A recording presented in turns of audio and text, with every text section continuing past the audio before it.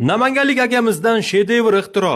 Umarjon aka bu ixtirosi bilan Xitoyni ham damini berib. Bu mini traktor 25 ta ot kuchiga ega. Oldidagi jatka orqali makka, bug'doy o'tlarini o'rsa, orqasidagi plyuk orqali yerni 25 sm chuqurlikda haydab ketadi. Va bu plyuk o'rniga chisel qo'yib ishlatsangiz ham bo'ladi. Bu mini traktor qattiq yerni bir urinishda paxtadek yumshoq qilib ag'darib tashlaydi. Oldidagi faralar bilan yarim tunda ham ishlasangiz bo'ladi. Mini traktor 1 soatga 1 litr benzin sarflaydi. Hatto 80 benzinda ham otdek ishlaydi. Gidrolik rul, yumshoq o'rindiq, bir urinishda o't oluvchi stator, doimiy zaryadlovchi dinam bilan jihozlangan. Qisqacha qilib aytganda, traktor komfort.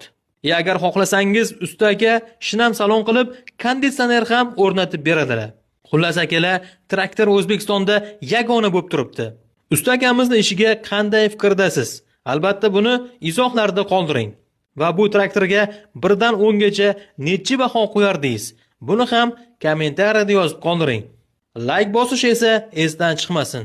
Ha aytgancha, Umarjon aka O'zbekiston bo'ylab zakazga ham yasab beradilar. Telefon raqamlarini pastda qoldiramiz. Namanganlik akamizdan shedevr ixtiro. Umarjon aka bu ixtirosi bilan Xitoyni ham damini berib. Bu mini traktor 25 ta ot kuchiga ega. Oldidagi jatka orqali